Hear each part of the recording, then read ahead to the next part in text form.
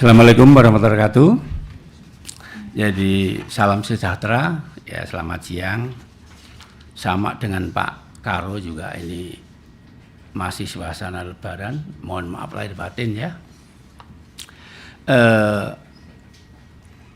Saya akan membacakan siaran pers Mahkamah Agung. Bismillahirrahmanirrahim.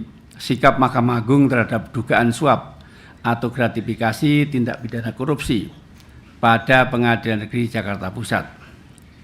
Jakarta, Humas MA, 14 April 2025, menyikapi rilis pers penyidik tindak pidana khusus Kejaksaan Agung RI pada hari Sabtu tanggal 12 April dan Minggu 13 April 2025 terkait dugaan tindak pidana suap atau gratifikasi dalam penanganan perkara CPO di Pengadilan Tipikor pada Pengadilan Negeri Jakarta Pusat.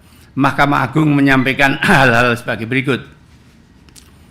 1. Mahkamah Agung menghormati proses hukum yang dilakukan oleh Kejaksaan Agung terhadap Ketua Pengadilan Negeri Jakarta Selatan dan Majelis Tipikor, Majelis Hakim Tipikor pada Pengadilan Negeri Jakarta Pusat. Sepanjang itu tertangkap tangan karena hakim dapat dilakukan tindakan penangkapan dan penahanan atas perintah Jaksa Agung dengan persetujuan Ketua Mahkamah Agung.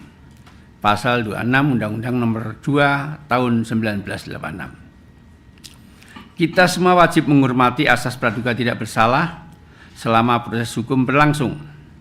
Hakim dan panitera yang telah ditetapkan sebagai tersangka dan dilakukan penahanan akan diberhentikan sementara.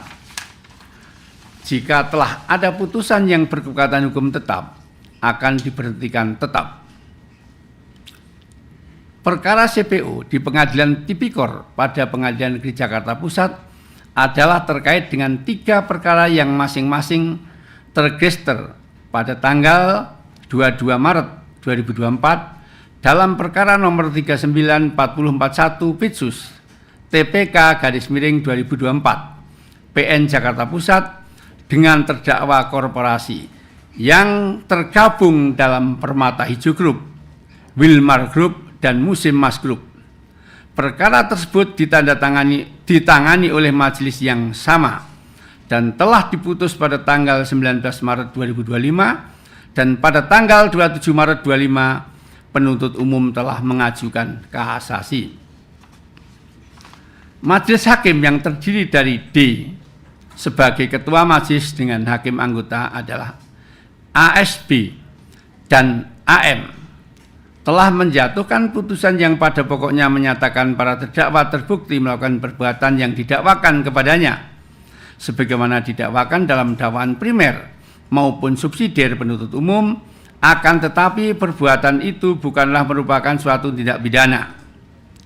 Untuk itu para terdakwa dilepas dari segala tuntutan hukum. 6. Putusan Pengadilan Tipikor pada Pengadilan Negeri Jakarta Pusat tersebut belum berkekuatan hukum tetap karena penuntut umum telah mengajukan upaya hukum kasasi pada tanggal 27 Maret 2025 setelah berkas kasasi lengkap. Pengadilan Tipikor pada Pengadilan Negeri Jakarta Pusat akan segera mengirimkan berkas kasasi ke Mahkamah Agung secara elektronik.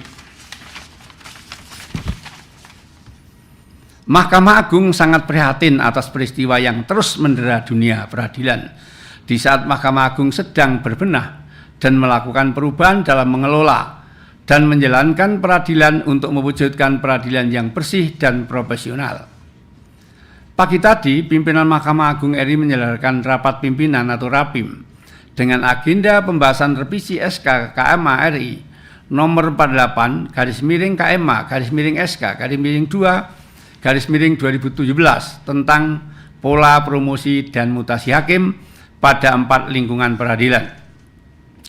Badan Pengawasan Mahkamah Agung telah membentuk satuan khusus, tugas khusus, Satgasus untuk melakukan evaluasi secara menyeluruh terhadap kedisiplinan, kinerja, dan kepatuhan hakim dan aparatur terhadap kode etik dan pedoman perilaku pada 4 lingkungan peradilan di wilayah hukum DKI Jakarta.